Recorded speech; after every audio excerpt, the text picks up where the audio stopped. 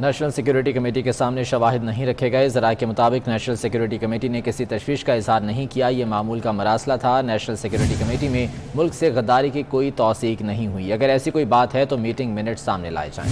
اسی پر ہی بات کرنے کے لیے ہمارے ساتھ موجود ہیں سینئر تجزیہ کار ثنا بچہ صاحبہ۔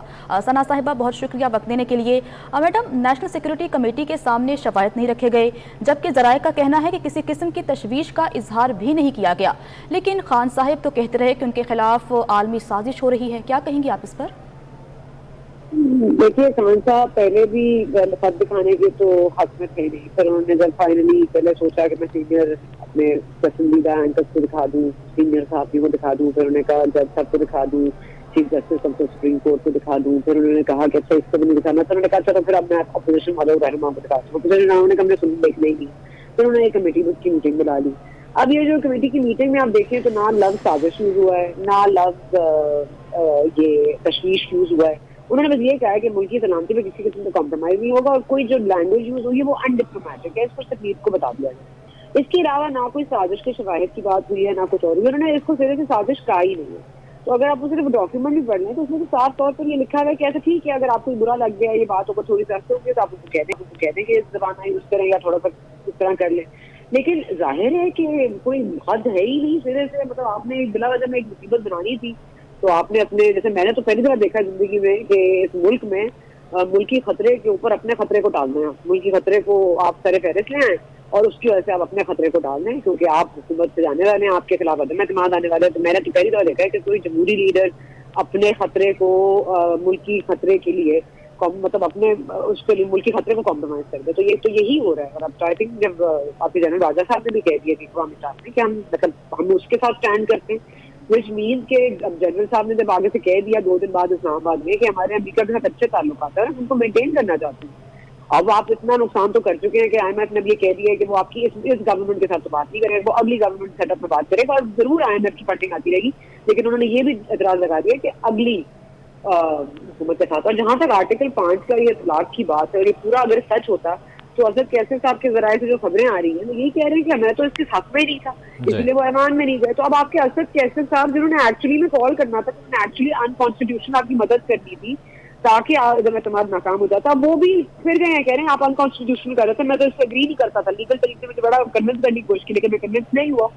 تو اب اس مطلب مدعے کے اوپر کیا مزید بات کی جائے جو آپ اتنی بری طرح ایکسپوز ہوئے ہیں؟ آپ نے بلا وجہ میں ایک سازش کا ڈرامہ لگایا تھا، لوگوں کو آپ غدار قرار دے رہے ہیں۔ پہلی دفعہ ایسے ملک میں ہوا ہے کہ جمہوری لیڈر نے 2-4 لوگوں کو غدار کہہ کے نہیں اپنے آپ کو تسلیم کی، اس نے 195 سے زائد ارکان اسمبلی کو غدار کہا۔ تو اب اس کے اوپر دیں صفائی۔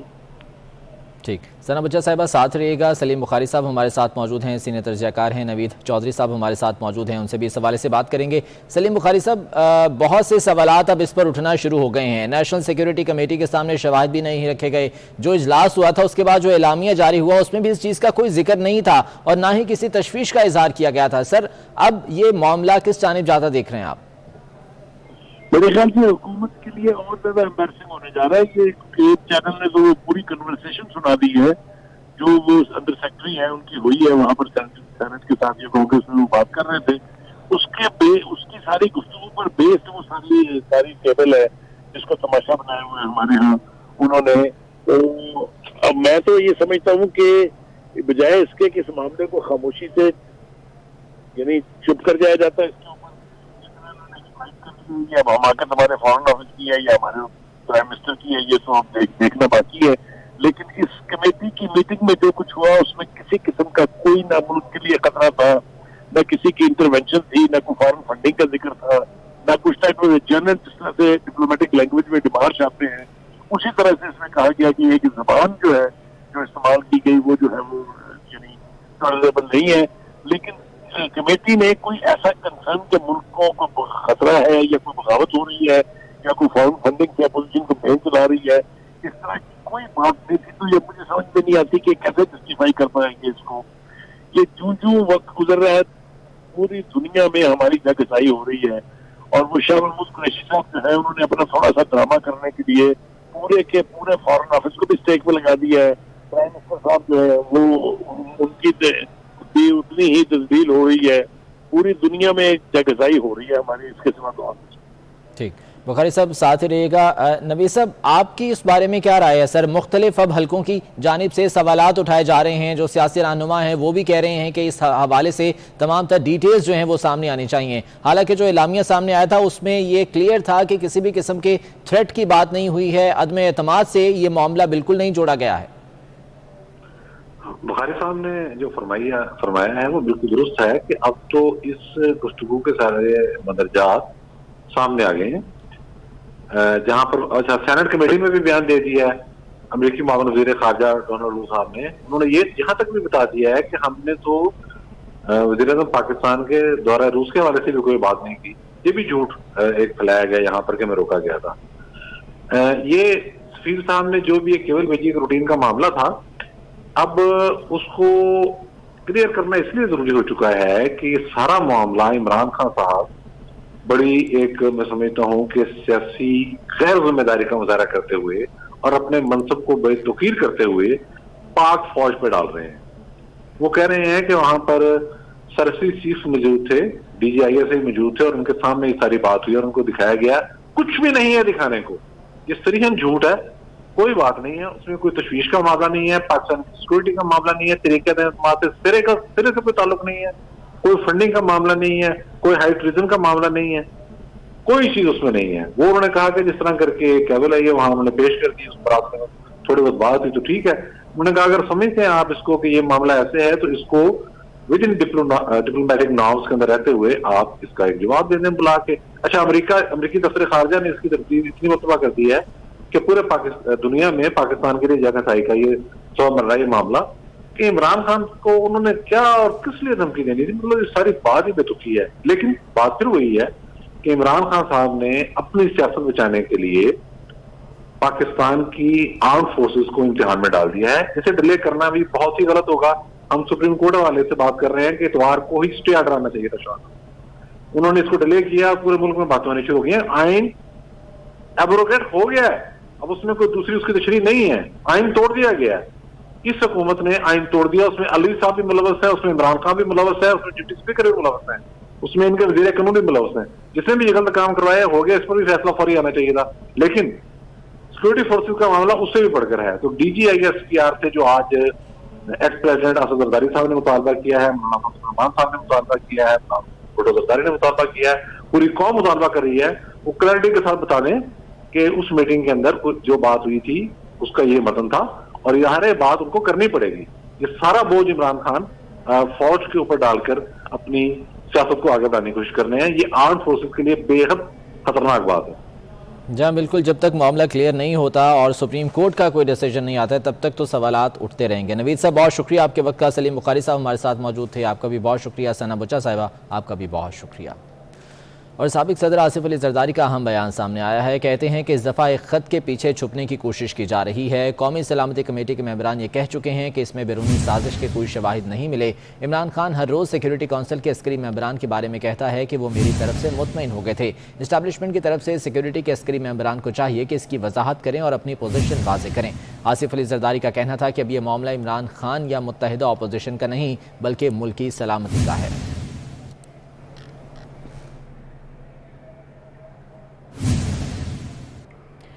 پاکستان تحریک انصاف کنفیوژن کا شکار ہو گئی. عمران خان وزیر اعظم ہاؤس نہ چھوڑنے پر بضد ہیں.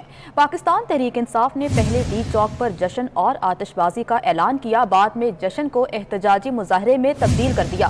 پاکستان تحریک انصاف کے رہنماؤں نے ڈی چوک پر کارکنان کی تعداد بڑھانے کے لیے عمران خان کی آمد کا اعلان بھی کر دیا ہے.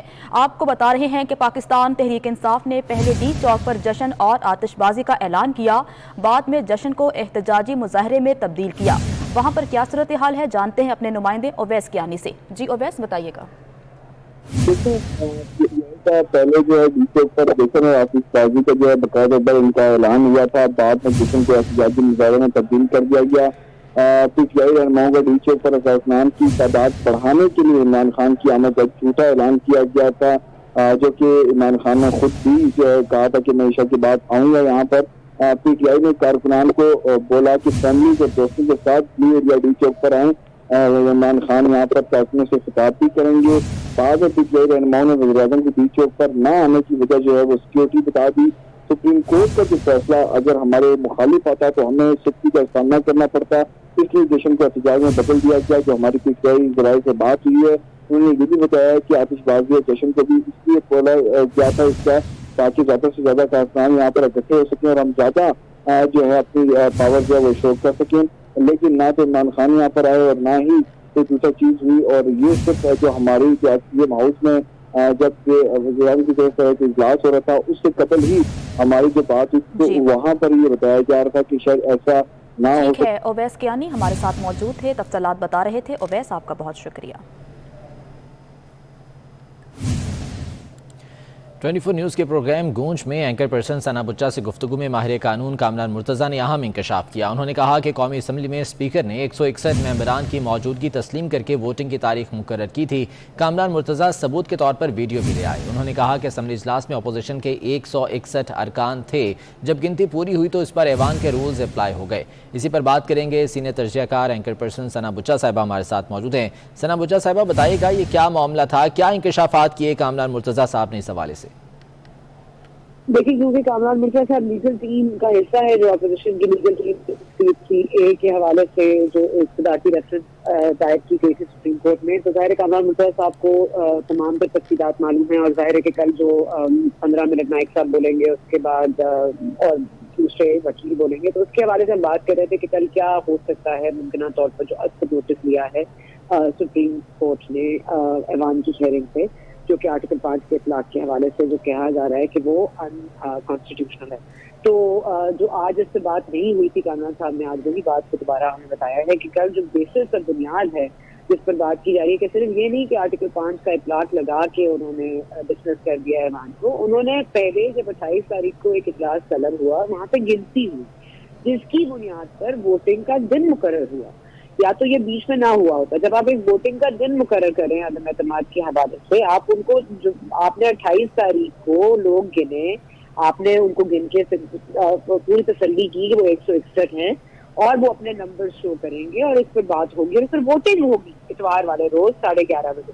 جب آپ یہ کہہ دیتے ہیں تو پھر یہ بات تو ختم ہو جاتی ہے کہ پھر یہ کیا ہوا، کیسے ہوا، کیوں ہوا، کیونکہ آپ نے یہ مان لیا نا کہ 161 ارکان ہیں اور اس کے بعد آپ نے ایک ڈیٹ دے دی۔ آپ جب ایک فلور آف دا ہاؤس پہ آپ نے یہ ووٹنگ کو کاؤنٹ کر کے، نمبر کو کاؤنٹ کر کے ایک ایوان کی ایک چیز کو پروسیس کو آپ آگے بڑھاتے ہیں، تو اس کے بعد آرٹیکل 5(1) کے حوالے سے آپ کیسے اس کو ووٹنگ کیے بغیر ایک معاملے کو ختم کر سکتے ہیں؟ تو یہ تو شروعات اس دن نہیں ہوئی ہے، شروعات تو 28 تاریخ کو ہو گئی ہے۔ ٹھیک، بہت شکریہ آپ کے وقت کا۔ ثنا بچہ صاحبہ ہمارے ساتھ موجود تھیں۔ نیوز اسٹوڈیو سے اتنا ہی۔